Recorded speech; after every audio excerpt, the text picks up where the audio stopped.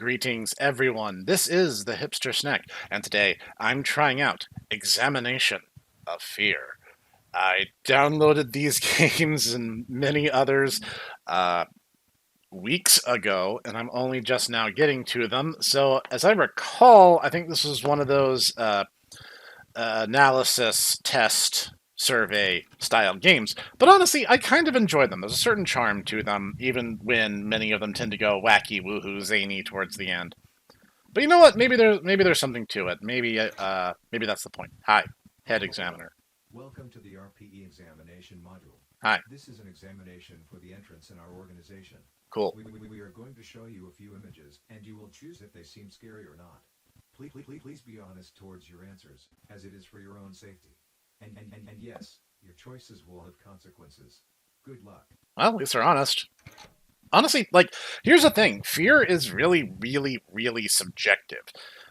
Starting exam RPE protocol. Rotations per eagle. I don't know. That's very cute. It's very cute. Little sheet ghost. Doesn't really That's a swoopy skeleton with a very pronounced neck. Maybe it's like I'm so used to seeing the body with neck muscles and shoulders. Sorry guys, skeletons just aren't scary. It's not my fault. Alright, that's a little intimidating. 14 HAJR5. That's kind of a little intimidating. Yeah, pinprick eyes staring at you through a doorway. It's kind of like kind of what I imagine a sleep paralysis demon would be like. The thing is, I sleep super shallow. I've never actually experienced sleep paralysis. You know what? Little bit scary. I can't 100% see what I'm looking at. It's so dark and washed out. Okay, guys. Indie game devs. Quick critique. If you're gonna do a game like this, can you make it so I can see what the picture is? Like, it kind of looks like a generic gray in a robe standing in a doorway. I would respect that. Like, here's an interesting thing. I remember way back in the day, I used to follow Notch's blog post when he was the sole developer on Minecraft. And he mentioned when the Endermen were first added to the game that it was hard to make them scary. It was easy to make you respect them. Like, if they did a lot of damage, you would respect your enemy, but not necessarily be scared of them. And so their really, really elaborate behavior was because he was trying to make the player fear them rather than respect them. And that's like a thing in horror games. Like, if an enemy does a lot of damage, I'll respect them, but I don't necessarily fear them. So I'm going to go with not scary.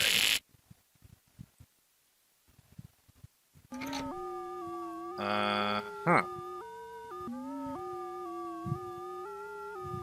This just reminds me of that claymation, I think it was Adventures with Mark Twain, where they meet a claymation version of Lucifer, who, like, goes into this weird diatribe about the nature of life and existence.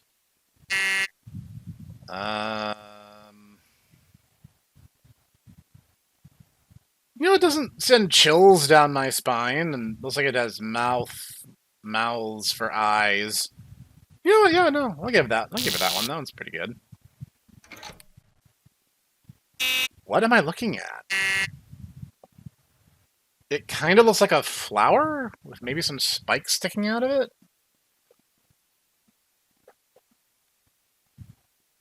Guys, I'm giving it my best, and I really just don't know what I'm looking at. I just kind of see a flower wearing brass knuckles. Sorry. This is...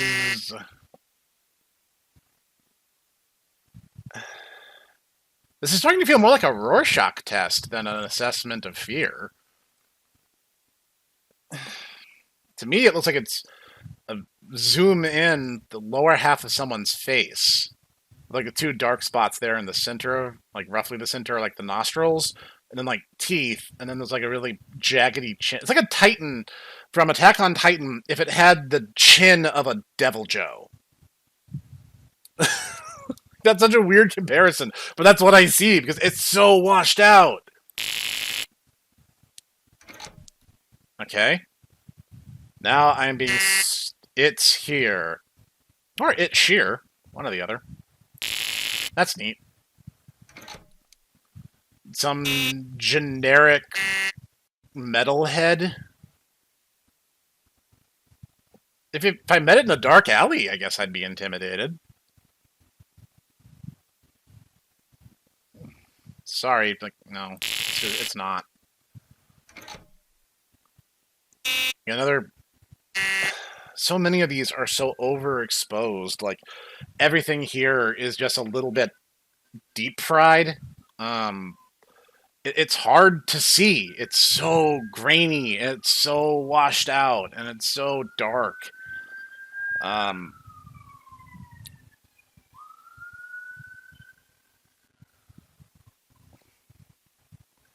I think I mentioned this in one of the Garten of Banban episodes, but my monitor is a flat screen TV, a relatively large one, but it makes everything a little bit darker than it does for most people. So, like, you're probably what you're seeing on your screen is probably significantly brighter than mine, but I literally don't see anything. I see what vaguely resembles a face. Okay, like I see a weird tiki mask face. Like, I get it.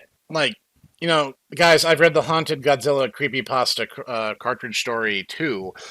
But just because it has sunken eyes and a very distended mouth doesn't automatically make it scary. The part of what made Red scary was the context under which he was shown to exist within. Nothing is scarier than the unknown.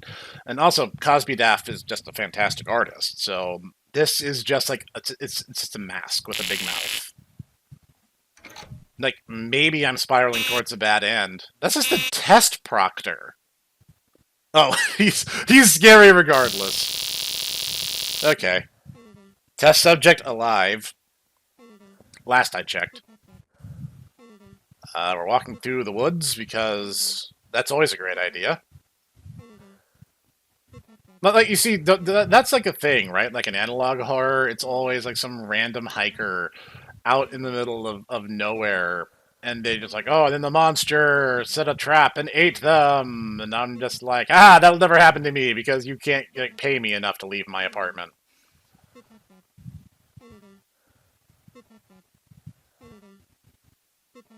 Yes, this grain filter is truly terrifying. Why do today, please? Why do you make us suffer? I was hoping for why do you make us supper? I'm kind of hungry. Alright. Hi. Oh man, it's another face that is entirely too close to me. Running won't work. Play dead. Oh, I was like, am I making a choice here?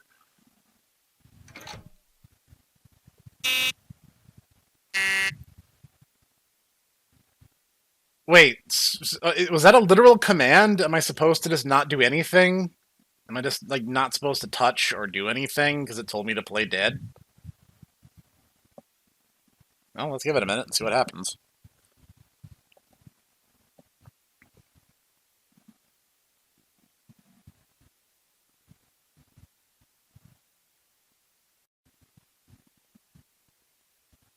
So, how was your day? Sheer darkness is not scary. First of all, I see great in the dark. Do you fear God? Do you mean fear in the sense that I respect and revere the divine, or do you mean that I fear the notion? Like, are you asking this in the existential sense? Um, Do I fear the concept? No. Do I respect and revere him and hold him in high regard? Yes, certainly. And I've talked about this in a number of other videos. I do believe. I do believe in the divine. I do believe in his power. So, yeah, yes. Maybe that's fair to say. Do you fear the devil? Why should I? He's already lost. Anyone who is a believer would know that he lost, 2,000 odd years ago. The die is cast, and it really seems like it's only his profound, unwarranted, self entitled arrogance that's causing him to continue to fight. I think, like, is the devil misunderstood in the pop culture sense? No. Is he misunderstood in the theological sense? Yes, almost certainly. Thanks to freaking Bible fan fiction like Dante's Inferno and Paradise Lost. He's not some tragic, melancholy, weepy British actor in tight jeans. He is the enemy, the adversary. He's he is the ultimate incarnation of arrogance made manifest, and so no, he already lost that war. Do you fear lies? Fear is kind of the wrong word for it. Do I like lies? No. Do I fear someone might be trying to deceive me? Well, maybe. But I mean, it's more a matter of, like, being business savvy. A fool and his gold are soon parted. That's a complicated question, and I think it's all because fear is the wrong word to use in this context. I'm gonna go with no.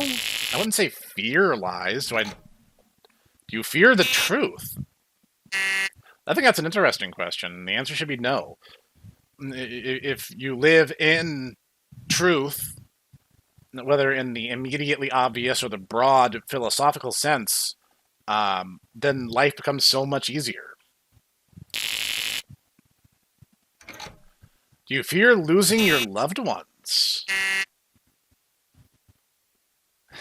Define lose. I hate to be that guy, but it's like, what do you mean losing them? If you mean that eventually there will come a day where we are separated, I mean, sure, it's a bummer to think about. But broadly speaking, death is not the end. Like I said, I believe in God and an afterlife. So, will I be bummed? Yes, absolutely. The answer is yes, because losing someone is hard, and you'll have to go the rest of your life not seeing them again. But that's just it. That's a temporary thing. Once they're gone, they're already in the better place, and I think they'd probably think it's silly how much and how long we mourn here on Earth. And that's our philosophical thought for the day. Um, I guess in a way, yes, but in a way, no. I could honestly answer this either way, and I think it would be honest.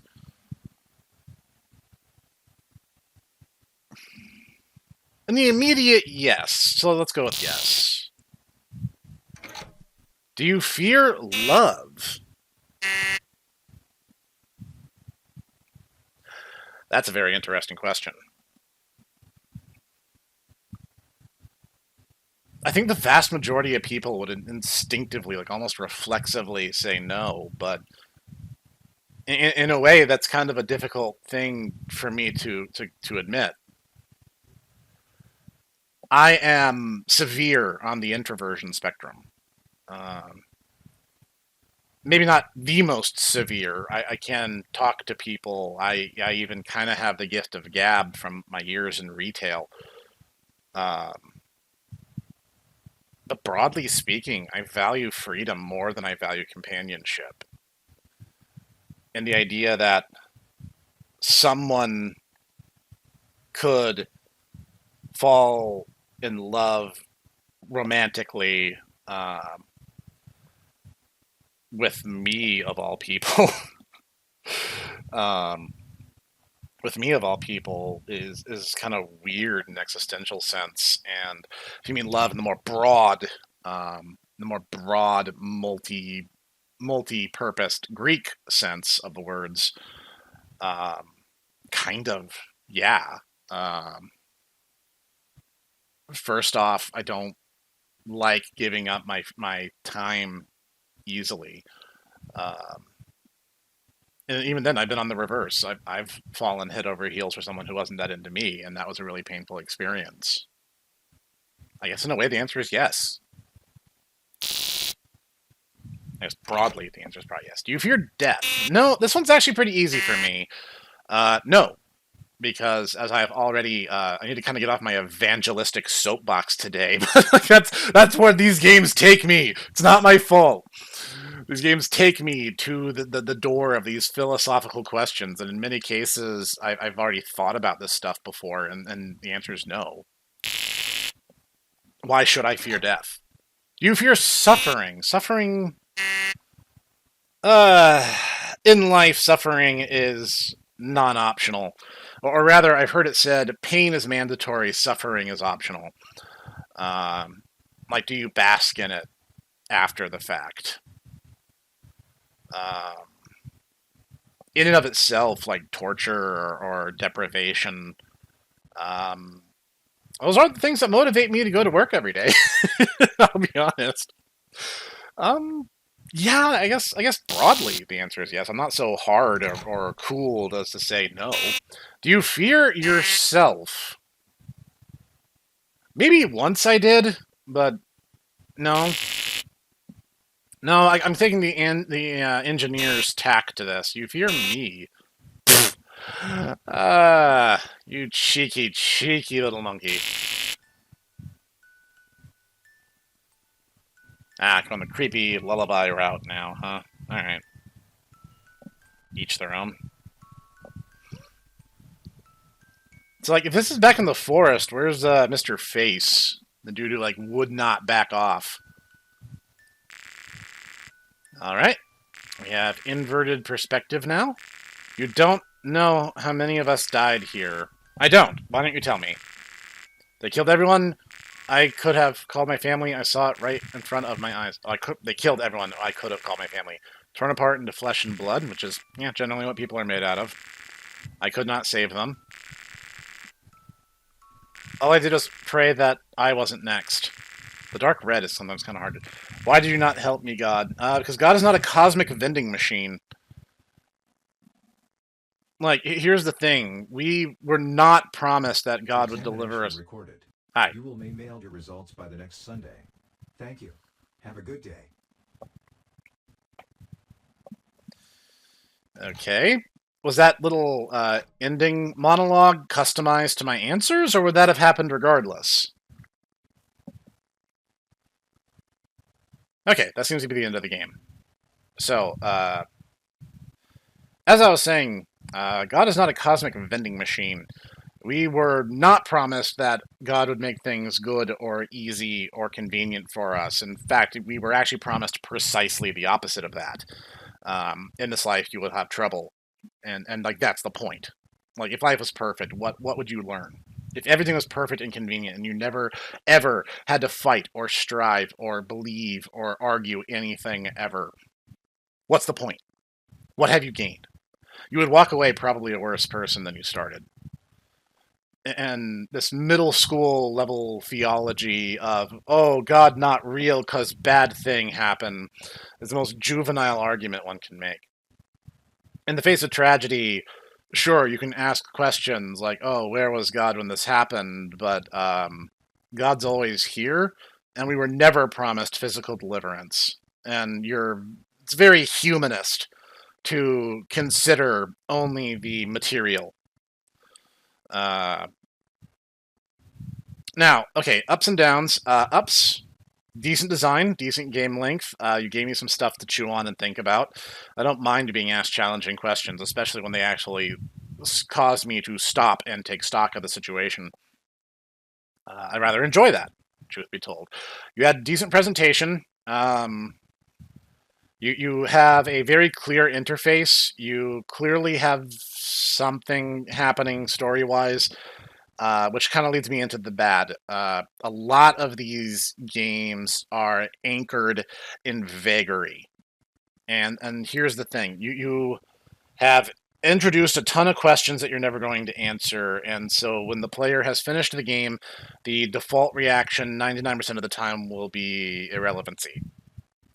And by that I mean, like, you implied there was a threat. You were implied there was some thing or someone or people or group or something causing great pain, and they're vaguely human shaped based on the questions you are asking.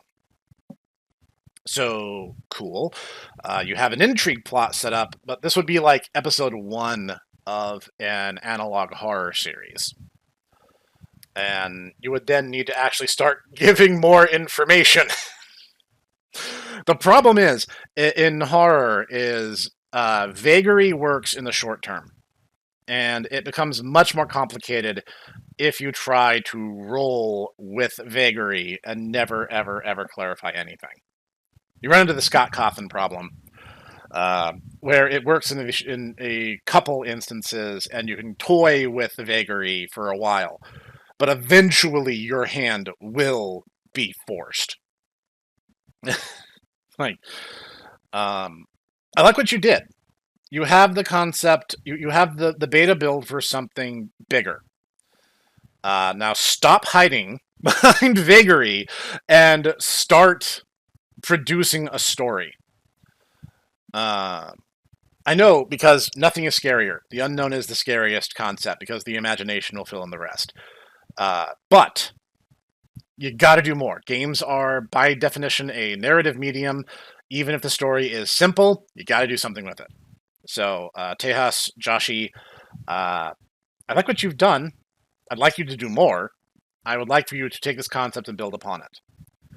And everything I've said is just suggestion, obviously. But I'm seeing a big trend in recent horror, inspired by the indie game boom and the analog horror boom on YouTube. Guys, you got to do more. You know why Local 58 and Gemini Home Entertainment are so terrifying? Is because they have given you some context. You understand. The moon is a threat. The weird alien creatures are a threat. That threat is what makes things like the home invasion safety video in Gemini Home Entertainment. That becomes so much more terrifying when you provide the context for why it's terrifying. If you just sit in the vagaries, you have exactly one game worth of content, and people will forget about it immediately afterward because so many horror game developers stay in the world of vagary. Try to branch beyond that. But like I said, what you have is good. Now expand. Anyway, link will be in the description as always. This is the very deeply philosophical Hipster Snek, and I will see you guys next time.